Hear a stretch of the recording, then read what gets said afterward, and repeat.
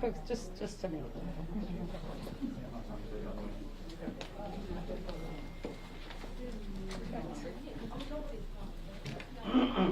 All right. So, good morning, everyone. I'm Dr. Allison Arwady, Commissioner at the Chicago Department of Public Health. We are here at the Chicago Department of Public Health's Greater Lawn Clinic on West 55th Street. This is one of our standing immunization clinics. We provide a number of services here, but even before COVID, this is a place where Chicagoans can get their vaccines free of charge. Even during COVID, we of course have added all types of COVID vaccines and boosters, and it remains open to the public 8 to 4. You can make appointments online at chi.gov/COVIDvax. And I really, on the 1-year anniversary of our first COVID vaccinations here in Chicago, I thought it was a good idea to come back to one of the sites that existed before COVID but has changed a lot in terms of the focus of the city. I am going to be joined today by a number of speakers, and they are here to really highlight the ways in which Chicagoans have stepped up over the last year in terms of getting vaccinated. The speakers, in addition to me, will be Dr. Geraldine Luna, Medical Director at the Chicago Department of Public Health, who will provide some remarks in Spanish.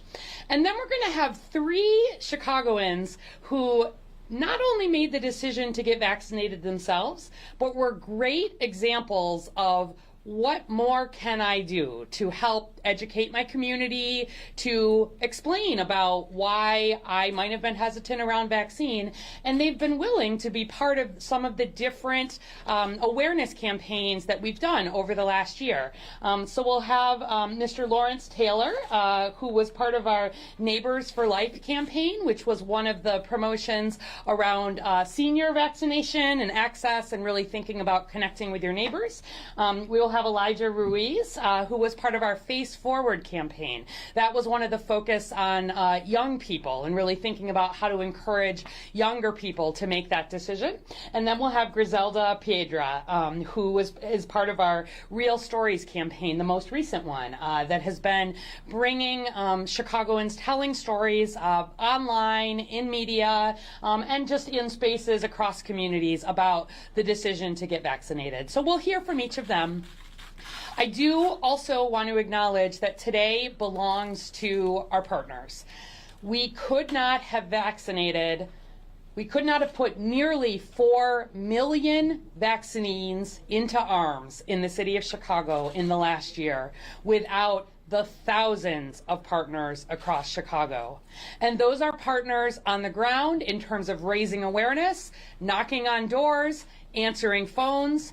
Those are our hundreds of healthcare providers, pharmacists and their teams, medical doctors, nurses and their teams, my own team at the Chicago Department of Public Health, in line with partnerships of folks from across the state and really across the country. We've never done 4 million vaccinations in a year for anything before in Chicago, but we're still not done. So today, 1 year after starting vaccinating in Chicago, it's a significant milestone, but we are still at it. Vaccines remain far and away the most powerful defense we have against COVID-19 and its variants. And vaccination from a year ago marked the turning point in the pandemic, when we had something to offer beyond the masking, the social distancing, the hand washing, which have not gone away in terms of our ability to help prevent COVID, but vaccine is first and will remain first in terms of our tools. We have lost too many lives to COVID-19. That is true across the United States, where we are about to cross the 800,000 death mark. Across the United States, 1 in 100 Americans over the age of 65 have died from COVID-19. COVID-19 is the third leading cause of death in that age group, behind heart disease and cancer. And here in Chicago, we have done a beautiful job vaccinating, but particularly among our seniors over 65, It's the one area where we're still lagging the rest of the country. And so it's been a year, folks, including here in Chicago. More than 8 billion COVID vaccinations have been given around the world. Nearly 4 million in Chicago. We're getting close to 2 million Chicagoans who have been vaccinated. That would be the 5th largest city in the United States, just the vaccinated population. But there are still hundreds of thousands of people right here in Chicago who remain vulnerable, who have not yet had a COVID vaccine and have not had COVID in the past, have not recovered, do not even have that level of natural immunity.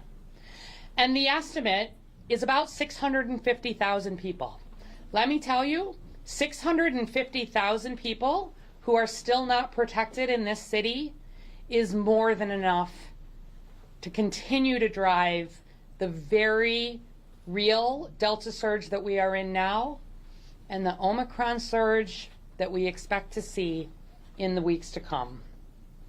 So today is a day of celebration. 74% of all eligible Chicagoans, meaning 5 and over, have had at least that first dose. But we have a long way to go. Boy, do I know that you're tired. I'm tired. Everybody in this city and in this country and in this world is tired of COVID-19. I wish I could tell you that we didn't have anything to worry about with Omicron. I wish I could tell you that we weren't going to see more breakthroughs or more people get reinfected, but we likely will. And until we get to a point where everybody in this city is doing everything they can to protect Chicago, that has been, as you know, the words we've used throughout this entire campaign, we're just not going to be able to put this entirely behind us. At some level, of course, we're going to live with COVID, but we can't live with COVID in a way that makes our hospitals fill up and not have capacity, that has thousands of deaths occurring across the country daily. So we're staying at it. I hope you are too. It's a much better holiday season than it was a year ago before vaccine, where people are vaccinated and boosted. And let me emphasize the boosted part. As data is coming out about Omicron, I do think boosters are going to be even more important. Almost 30% of the Chicagoans who have had their first and second doses and are due and eligible for a vaccine booster have gotten one, but I'd really like to see that number go up too. So please take the opportunity of the 1-year anniversary of COVID vaccine in Chicago. I think it was my happiest day of this whole pandemic when we put the first vaccines into arms here. And I have been thrilled by how safe, effective, and available we have made this vaccine here in this city. We're the only city, large city in the country where you can call 312-746-4835 and we will do whatever it takes to get you and your loved ones vaccinated. We will bring vaccine to your house now 7 days a week into the evenings. We will help you sort out the booster. We will answer the questions you may have about children or relatives. We want to help you protect yourselves, protect your families, protect your communities, protect Chicago. So with that, I will bring up Dr. Geraldine Luna from the Chicago Department of Public Health for some remarks in Spanish, and then we'll hear from our real stars, who are the Chicagoans who have been carrying this message with thousands of others across this city. Thank you. Thank you. Muy buenos días a todos. Yo soy la doctora Geraldine Luna, directora médica del Departamento de Salud Pública de Chicago. Hoy marcamos un hito importante en la vacunación y en la lucha contra el virus que causa el COVID-19. Y este esfuerzo es tan significativo para salvar vidas de esta horrible enfermedad. Hace exactamente un año administramos las primeras vacunas del COVID-19 en Chicago. El primer paso de una larga larga campaña para vacunar a todos en Chicago. Las vacunas son la defensa más poderosa que tenemos contra este virus y todas sus variantes. Y la vacunación representa un punto de inflexión o ese punto culminante de la pandemia que podemos retornar, pero necesitamos el esfuerzo de todos. No se equivoquen. Hemos perdido demasiadas vidas a causa del COVID-19, más de 6,000 habitantes de Chicago. Y el virus todavía está con nosotros, con nuestras variantes, y siguen surgiendo nuevas mutaciones. Y todavía hay muchos residentes que no están vacunados, por ende, no están protegidos. Así que todavía queda mucho trabajo por hacer. Pero hemos logrado un progreso significativo para proteger a todos nuestros residentes. En un año, administrando al menos una dosis de vacuna, ya tenemos casi 1 millones de personas en Chicago, o más de 74% de los residentes de 5 años en adelante que son elegibles han recibido la vacuna. En total, casi 4 millones de inyecciones han ido a brazos de habitantes de Chicago.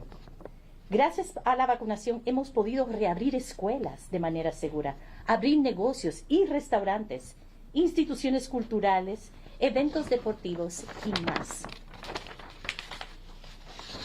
Si bien sabemos que las cosas no han vuelto por completo a la normalidad, podemos reunirnos y hacer las cosas que amamos con precaución, porque las vacunas ayudan a proteger del COVID-19. El hecho sigue siendo, dado que las vacunas estuvieron ampliamente disponibles para los adultos la primavera pasada, la gran mayoría de las hospitalizaciones y muertes por el COVID-19 se encuentran en las personas no vacunadas. Hemos recorrido un largo camino como ciudad, desde las primeras vacunas hace un año, pero todavía no hemos llegado a la meta.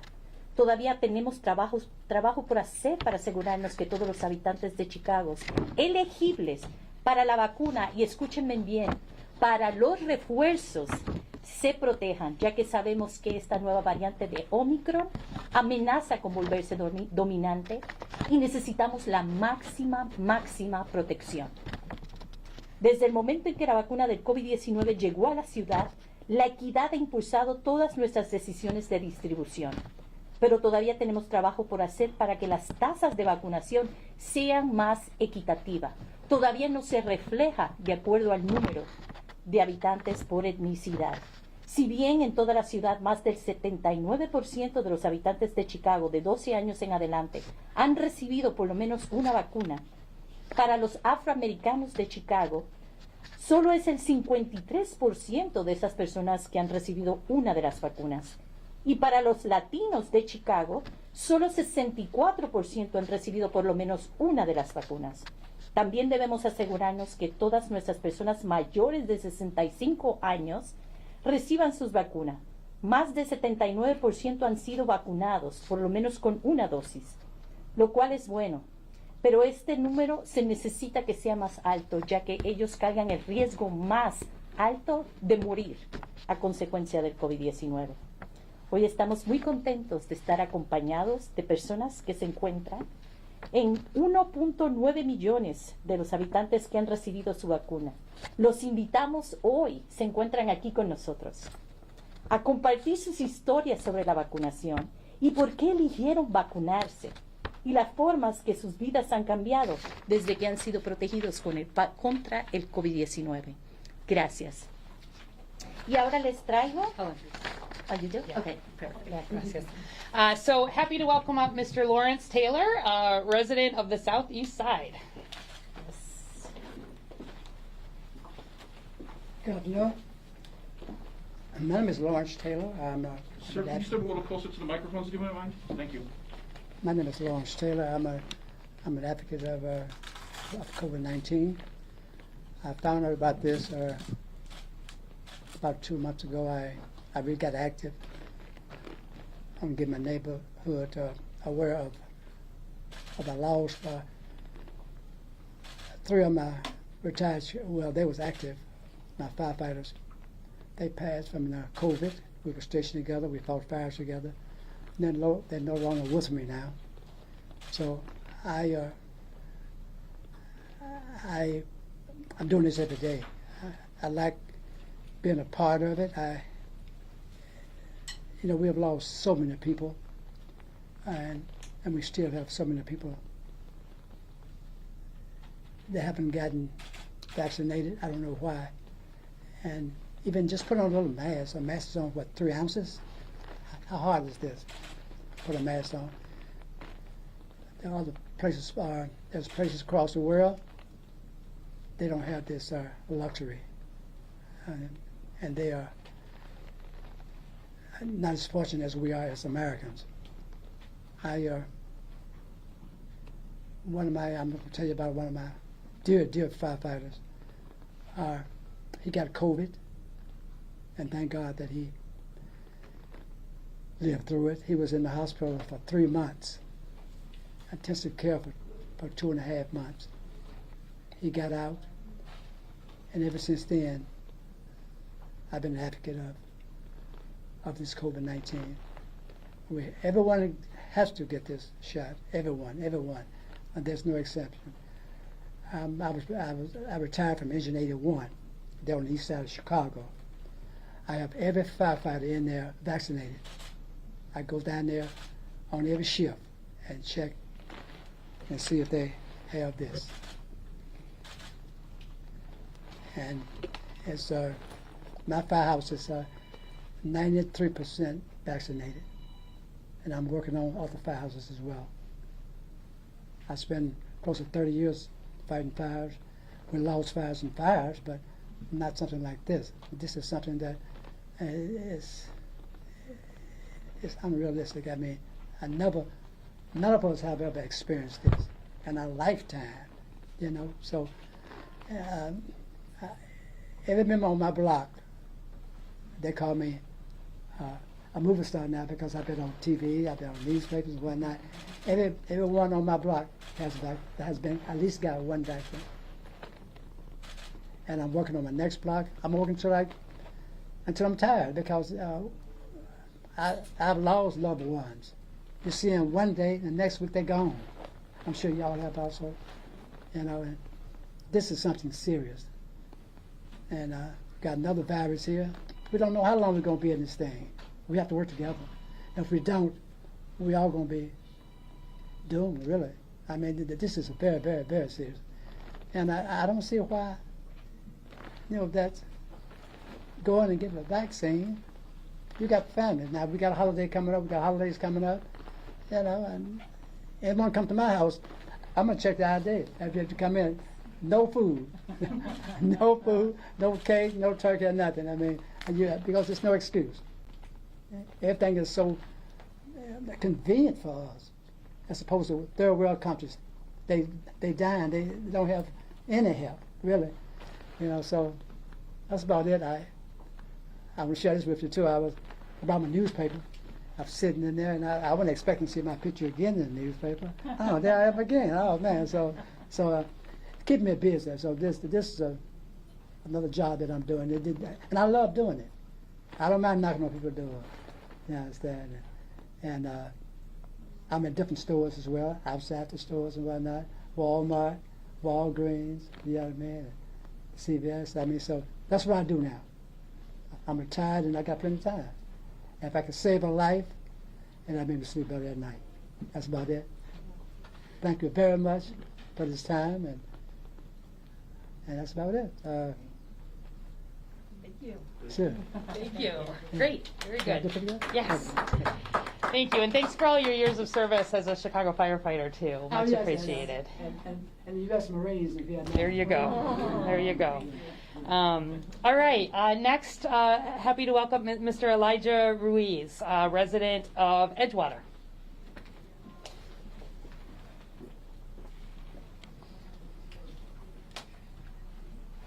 Hello, everyone. I'm extremely blessed and excited to be here today and be able to stand here on this warm, beautiful Wednesday. Thank you, Dr. Arwady, the Department of Public Health, the Face Forward Project, and everybody else who helped us bring us together to celebrate our beautiful city's one-year anniversary of vaccinations. As part of the Chicago Youth, it's momentous for me to be here in attendance today as we reflect on our first year battling this virus. It is almost unbelievable where our city stood just last year. With very little protection and known information about the vaccines, countless others and I were left in fear, wondering how much longer until we could take action to gain the world before. Today, 365 days from that moment, we're able to connect in a way in which we once feared. Growing up as a teenager in this pandemic had really altered who I was. When I think back to how I spent my 17th year in 2020, all I can think about is just being secluded at home with less interactions with the public than I could count on one hand. It was a very surreal way to spend my final year as a true teenager. I'd also spent my final year in high school sitting in front of a computer for hours, constantly running a toll on my mental health. During that time, I can say I partially developed social anxiety, as then the only possible way to protect my family was to stay at home. Today, sheltering in our homes is no longer the only way to combat COVID-19. What really impacted my choice to get vaccinated was the death of my father-in-law. He passed away directly because of COVID-19 and is greatly missed by his family. He was a great man, and it's absolutely horrible to lose great people to this pandemic. And it's very unfortunate that he contracted COVID-19 just a few days before his first vaccination date. So I'm sure anyone who has lost one to COVID-19 agrees with me when I say I do it for them. I'm vaccinated because I do not want to be the cause for another family's loss or suffering. I'm vaccinated because I know those who were not able to in past would want me to act on the opportunity that they never got.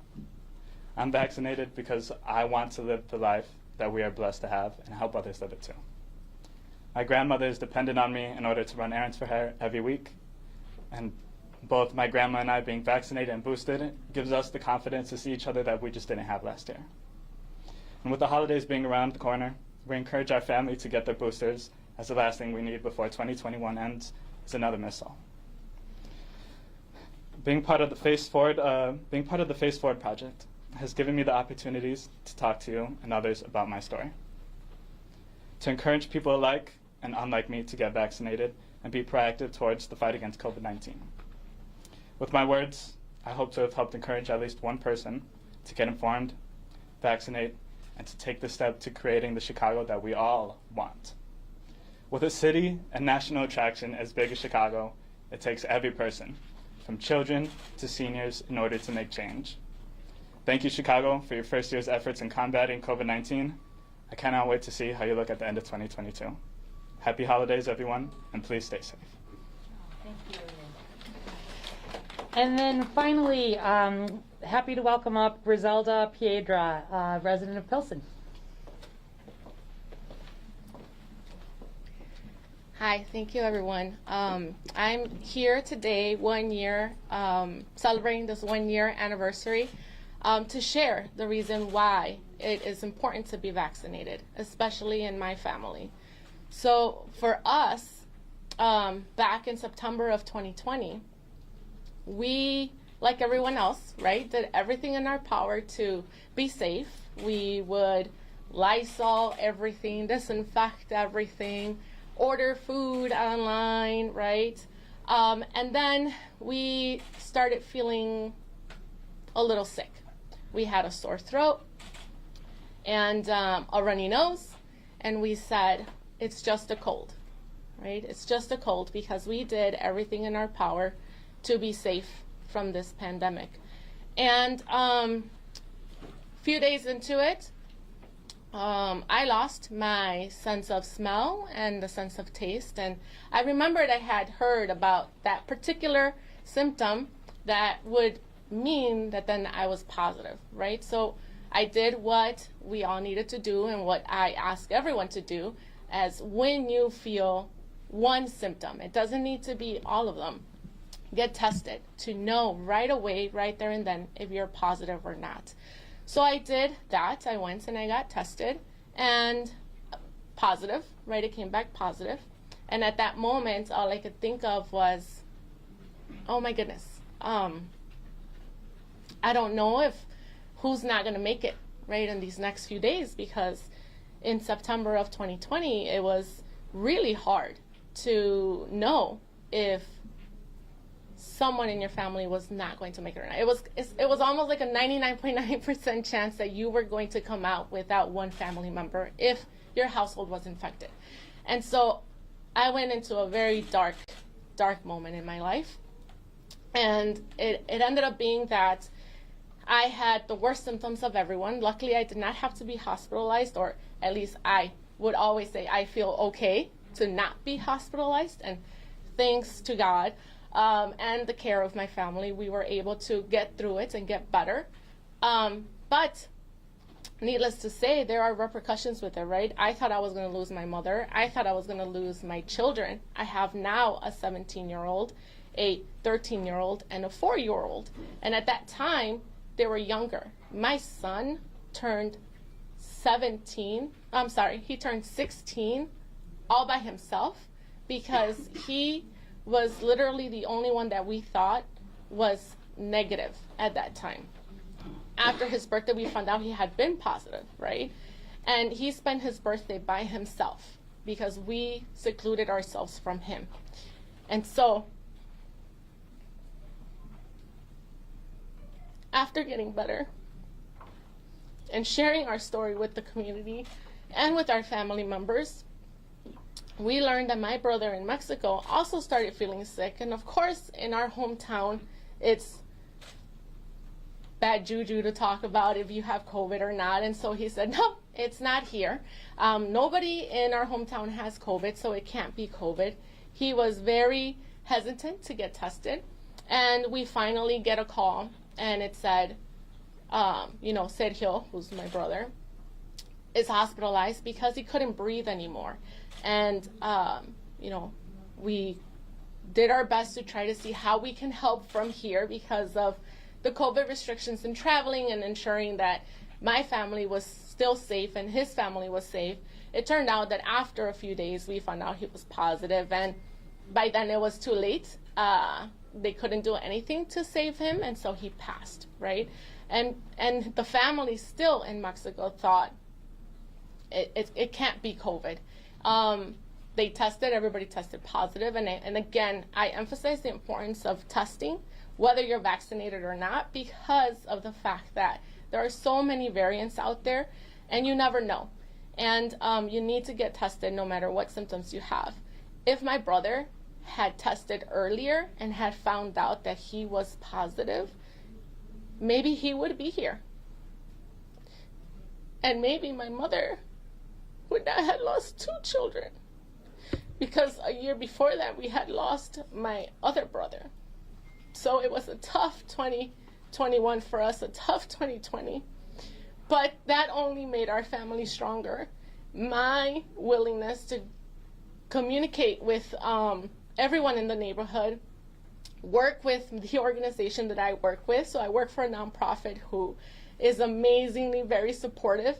And once I knew that I could use my role at our organization to be a part of an even bigger reach with the community, we worked really hard to partner up with different community organizations, both in the Pilsen area and the South Side here in the Midway area. And every day we're out there, we're knocking on doors, we're doing events to get people vaccinated, to get people the information they need, because there are still people out there that don't think this is real, and it is very real. And it's unfortunate that for some people it becomes real once they lose someone, right? And we don't want to have to get there. And I think that there's already a lot of lives that we've lost, that I think there's more than enough proof that the COVID-19 virus and variants is very real. And so, again, without the help of the city and everyone in CDPH and all of the community organizations, we wouldn't be where we're at right now, right? We wouldn't be at the threshold of higher than 70% people vaccinated in the city of Chicago, and I think we can do better. So if you are still thinking about getting vaccinated, reach out, because you need to talk to people who have gone through it, feel it, understand it. And if you have questions, there are many people who are happy to answer these questions for you to make sure that you make the right decision for you. For my family, the right decision is to get vaccinated to protect ourselves and the community so that we can stop using this everywhere and we can then again become united and not feel so alienated from everyone else and so separated. There's always someone ready to help and lend out and schedule vaccinations. There's no excuse, right? So my question to all of you has always been, what are you waiting for? So do not hesitate. Go get vaccinated now and help us reach that 100% so that we can go back to a healthy, wonderful environment that we had before where we were even closer. And I want to be in a city where I can see my children grow up without the fear of getting this virus and essentially dying, right? So again, that's my story and as to why I do what I do. But let's think of the silver lining all the time, and I think that if we all come together, we can make anything happen. And I always love to say, juntos podemos salir adelante, which means together we can, right? Move forward. So let's do this and get to where we need to be. Thank you. So thank you so much to all three of you, really. And, you know, for me, my job is in the world of data and in the world of thinking about the whole city and what we do to not leave any of Chicago's 77 communities behind for the life-saving vaccine that we have. But know that when I am sharing that as of today, we have had 6,291 Chicagoans die from COVID-19. Please know, you know, that I'm thinking about your brother and I'm thinking about your mother-in-law and I'm thinking about the friends and family that you have lost, and recognizing that that's just the Chicago numbers. Right now, nearly everyone who is being hospitalized or dying from COVID is not vaccinated here in the city of Chicago. And it's a joyful day, 1 year post, because it is folks like this, in my opinion, that are what has made our response here in Chicago stand out. Yes, my team has been amazing. Jackie Tiema here is the lead of our immunization program, in case folks have questions for her about the immunization program or the clinic here. And my whole team has been amazing. Yes, the doctors have been amazing, and the nurses have been amazing, and the hospitals and the community-based organizations. But it's folks like this who are not paid, who are volunteering their time to stand outside the Walmart and talk to folks in their retirement, to knock on every door in their block, to have those individual one-on-one conversations. I know that the COVID discussion is increasingly politicized and challenging, and I know people are tired. But folks like this, that tell their stories, tell their truth, make a difference, and you can too. So if you've been vaccinated, talk to people you don't know about it. If you haven't been, talk to people you don't know about it. Ask them if they are. Ask them if they are, what made them decide to do that. If you've got science questions or data questions, chi.gov/COVIDvax remains where to go. And we will do everything we can to get this city even more vaccinated. So thank you, and we're happy to take questions. Griselda Yes. was just going to give some brief Oh, remarks in Spanish. sure. That's all right. Okay, no Yes. problem. Yeah. Hola, de nuevo, muchas gracias. Para recordar, mi nombre es Griselda Piedra, soy residente de Pilsen. El día de hoy solamente queríamos dar las gracias, ¿verdad?, de que hemos ya llegado al aniversario, 1 año de que hemos ya tenido estas vacunas. Y la razón muy importante que quisiera yo compartir para ustedes, el cual fue la razón que para mí la vacuna, por qué tuve que vacunarme y por qué mi familia se vacunó al momento que todos fuimos elegibles, porque es importante, ¿verdad? El año pasado mi familia incluyéndome a mí, contraímos el virus COVID y no fue un momento muy agradable, ¿verdad? Todos sufrimos mucho, pero gracias a Dios pudimos salir adelante. Pero no puedo decir lo mismo para otros familiares de mi familia en México, en otros lugares.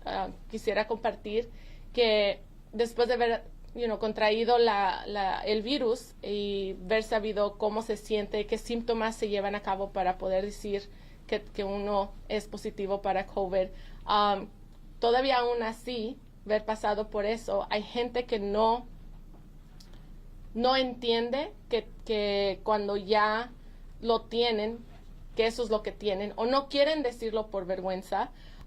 El virus no es nada por tener vergüenza, es un virus, cualquier persona lo va a poder agarrar, y es muy importante el siempre estar dispuestos a hacerse las pruebas para ver si son positivos o no, el tener la vacuna por si es que acaso vuelven a contraer el virus o no lo han contraído y lo pueden contraer, que sean síntomas leves. Mi hermano desafortunadamente no creía en el virus y no creía que eso fuera posible, aún sabiendo de que mi familia lo contuvo, ¿verdad? Lo tuvo y lamentablemente no pudo sobrevivirlo. Pero ya después de su fallecimiento, lamentablemente, eso cambió la mentalidad de muchos familiares en México y en otros estados aquí en los Estados Unidos. Y para toda nuestra familia ahora, en honor a él, estamos haciendo lo que podamos en poder vacunarnos, ser saludables. Pero yo les pido a todos que si no están vacunados, que se hagan la pregunta del por qué no se quieren vacunar.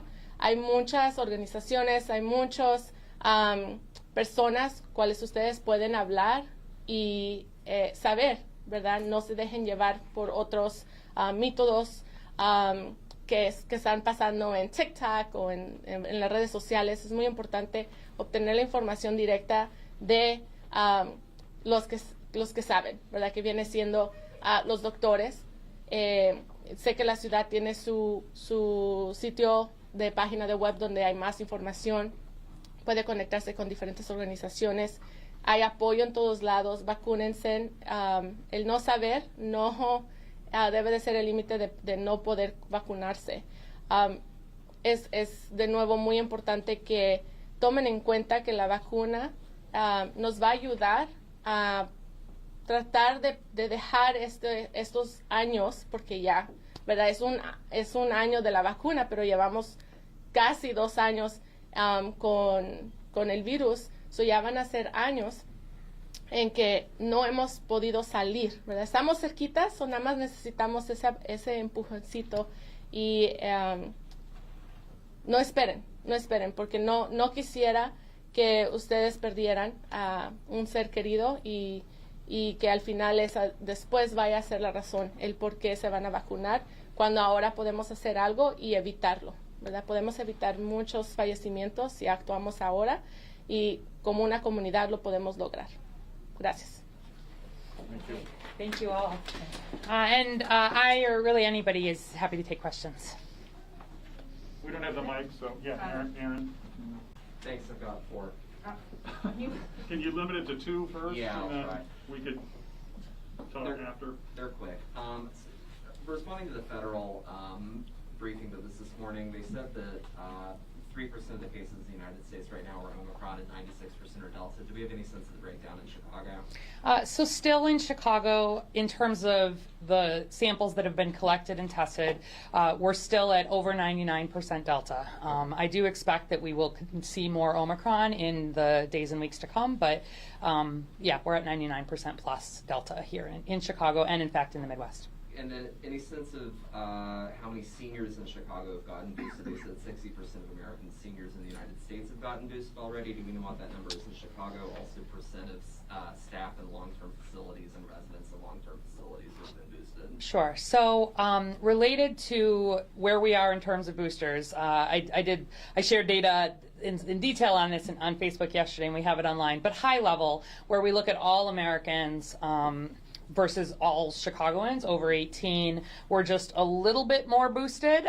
So it's in the, I think we were in approximately the 30% range, and the country was at 28%. We've been just a little bit ahead, actually in all categories. So in the 65 plus as well, I don't want to get quoted on the exact number, but we do have it online. We are just a little bit ahead, I know, as of yesterday, of the national average in terms of boosters for those who are eligible. But I do want to emphasize where we are still lagging as a city are people over 65 who still haven't had those first and second doses. And so out of all of the vaccination numbers, broadly speaking here in Chicago, we are generally above national averages, doing well. And that's true for boosters too. But in those first and second doses for people over 65, we are still lagging, and those are the people at the highest risk of hospitalization and death. You want to go ahead? Sure. A year ago, where did you think we would be today? So, interesting question. I think, a year ago, I was excited that vaccine was available and that it had been shown to be so protective and safe in the trials, more than we were anticipating. And I do think that I knew that we were going to have struggles with rollout. I knew that we would have the challenges of probably not enough vaccine early on when there was a lot of demand.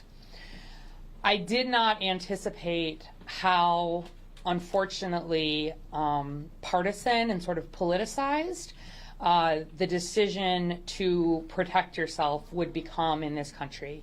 And we have seen some of that in Chicago too, not as much as in some other parts of the country, but the fact that we have had such a lot of actual COVID deniers, including people who live right here in Chicago, honestly believing, it seems, that COVID is made up, that I'm somehow getting paid when people get vaccinated, that people are being hospitalized and somehow we're miscounting it. It's been really sad to see people trust a lot of misinformation more than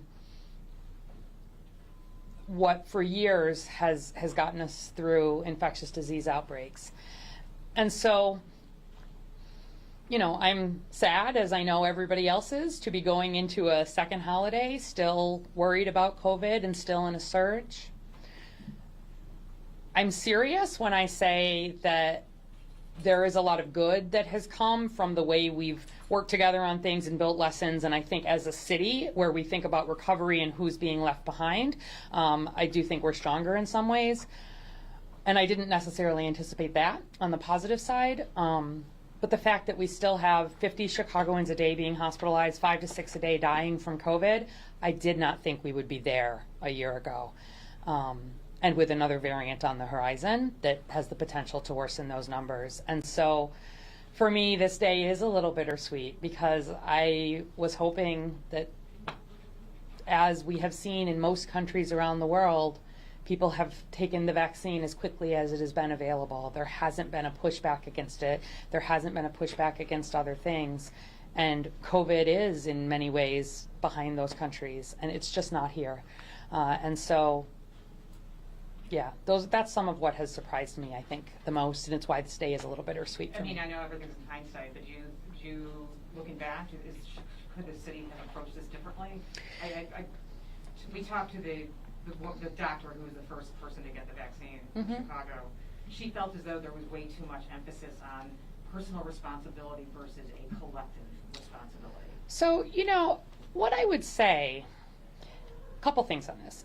First of all, getting vaccinated is a personal decision. And of course, it is on us to make sure that we are doing absolutely everything we can to decrease those barriers.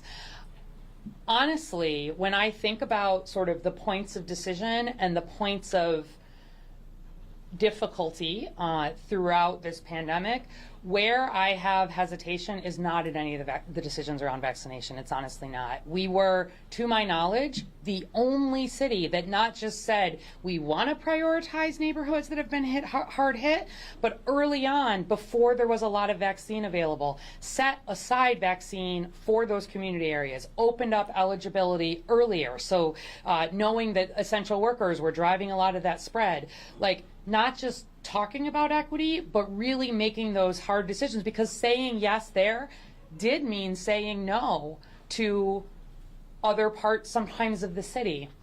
I also think we certainly have learned a lot of lessons, I think helpful ones. I think about, we had an assumption, I think, going in that people might not want to come to the United Center, that we might see challenges with people being concerned about it being a federal situation, that people who had language barriers or accessibility barriers might not feel it was a space for them.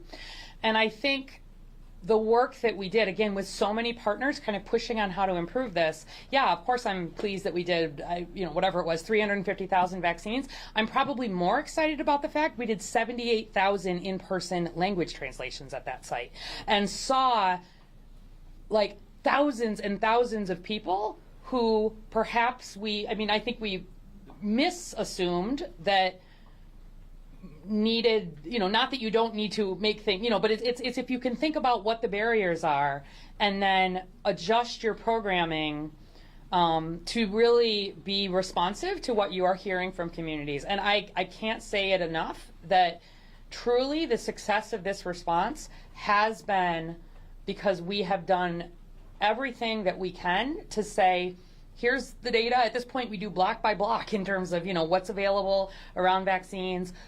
Try to not just ask partners to help, but fund that work, hire people from communities, work to build trust. We're still not there. We still have these disparities. You heard Dr. Luna say it was in Spanish, but where more than 70% of white and Asian Chicagoans of all ages have had a first dose, we're just over 50% still in Black Chicagoans, and I am not happy with that. We're not done there.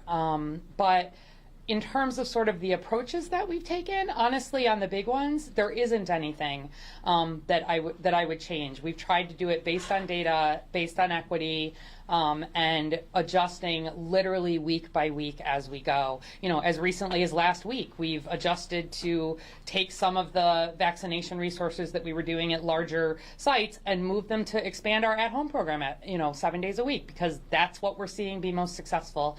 And my team has been just amazing in terms of not being too stuck to the way we always do things, but building on just amazing professionalism.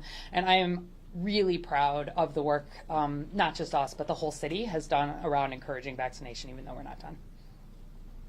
Next, right up front here, did you have a question? No, but Anybody else? I have another one. Yeah, go ahead. The CDC yesterday obviously kind of raised the alarms on January. They're really concerned about January with Omicron. Yeah. With only 30% of Chicagoans getting a booster, is the city going to do anything special to get more people boosted? Yeah, so, some of this is, these sorts of events are raising this awareness. We are doing more of the social and the other marketing and lifting up some of the campaigns. You heard Mr. Taylor say that his picture was back in the paper. Thank you again today. But I think we are doubling down, especially in that most vulnerable population, the seniors. Our call center has the ability not just to take calls in, but to make calls out, and we've been doing some more of that in less vaccinated areas. We also actually requested and received additional vaccine here in Chicago because we are ahead of the national in terms of booster demand. I know that there were some people, especially looking for Moderna boosters, who were having a little more trouble finding it. We know that. We watch that. We were able to say, last week to CDC, we need another 17,000 doses and get them on site and get them out. So we are pushing hard. We are known here in Chicago for being a strong vaccine operations center that knows what's happening with our vaccine, that doesn't let things expire, but also doesn't get behind. And so I want nothing more than to be able to say to the CDC next week, we need even more, we need even more. extra vaccine here in Chicago and boosters are part of what are going to get us through December and January. But it's about people feeling encouraged to take that booster. And still, it's the people who haven't had the first and second dose that I am the most worried about. One shorter one.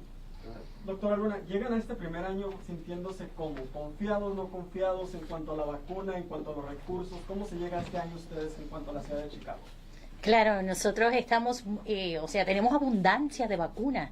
Tenemos 3 tipos de vacunas ahorita aprobadas en el mercado para uso de emergencia. Community, que Pfizer lo tenemos completamente aprobado. Las vacunas son seguras. Y tenemos tantas personas aquí, los oyentes latinos de habla hispana que me andan escuchando. Por favor, vacúnense.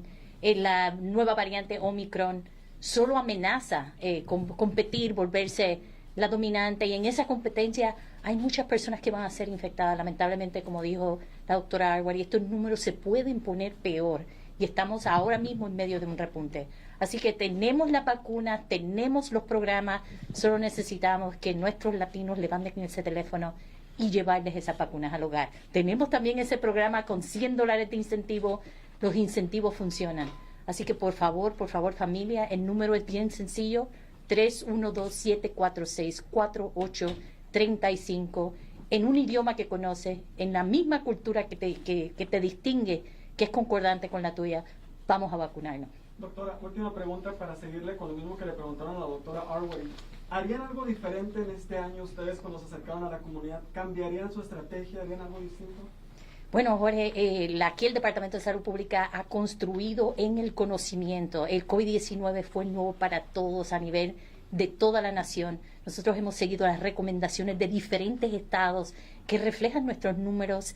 Entendemos que ha sido muy sólida. Hemos trabajado con lo más importante, que son esos líderes comunitarios, esas comunidades, las organizaciones basadas en la comunidad. Tenemos increíble personal que trabaja con nosotros. Yo creo que este paso que lo hicimos en un paso de equidad con la alcaldesa, que eso es todo lo que nos distingue, ¿verdad?, en el Departamento de Salud Pública y de la ciudad. Yo no veo que hubiese hecho diferente. Ahora, todo lo contrario, hemos cogido todo ese conocimiento construido, y ahora lo que queremos es que nuestros latinos, en este caso, que es la población a la que me dirijo en este momento, nos digan qué más hace falta, qué información tienes para que consideres todos los beneficios de la vacunación.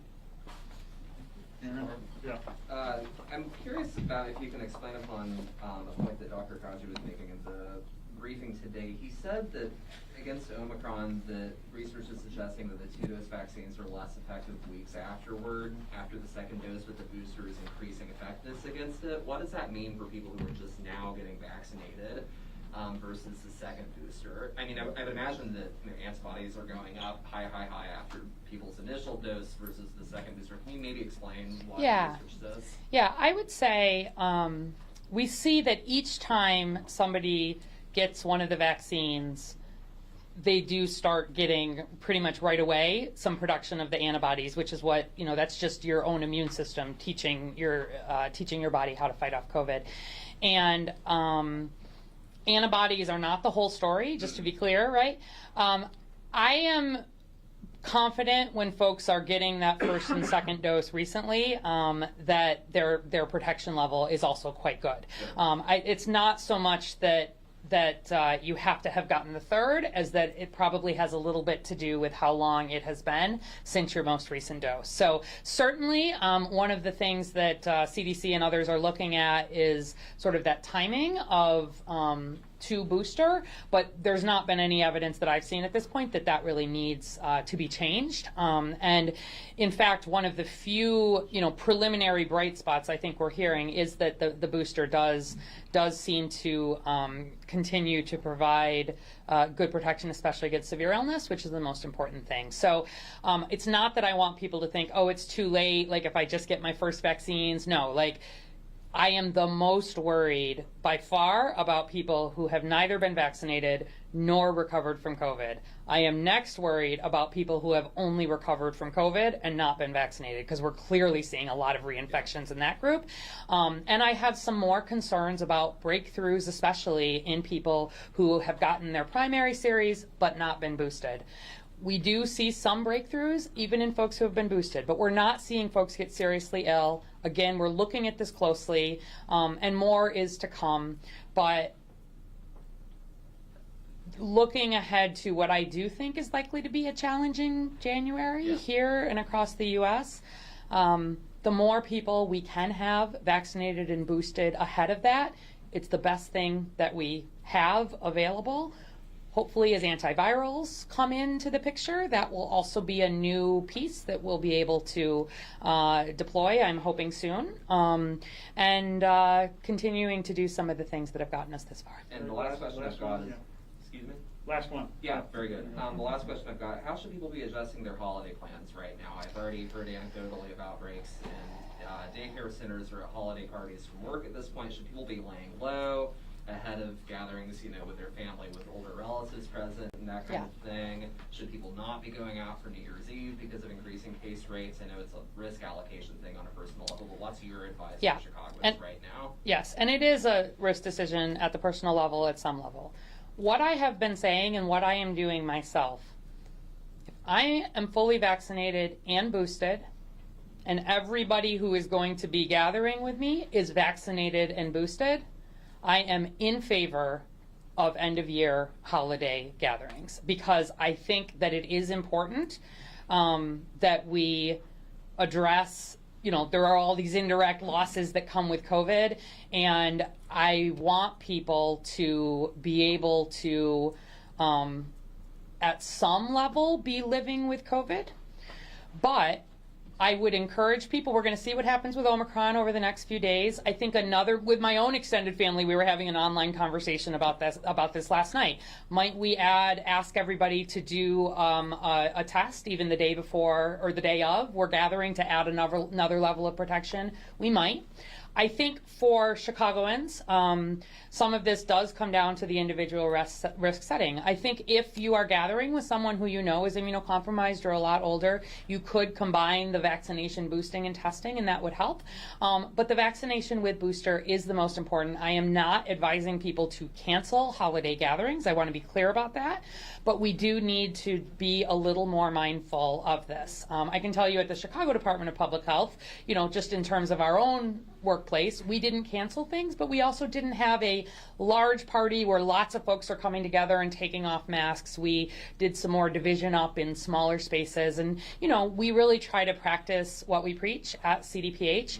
And I want to just say to anybody who is not vaccinated, though, that there is big risk of gathering during the holiday season, and if you're going to be coming to a gathering, please take a test at a minimum. A test is not enough, really. Try to get vaccinated, even that first dose before gathering.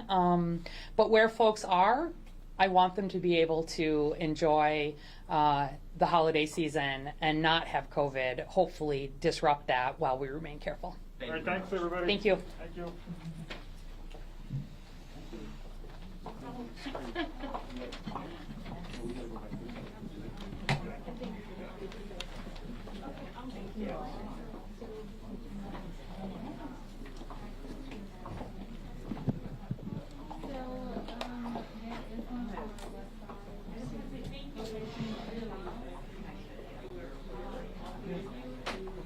If not, I got some fresh stuff. Yeah, let me just get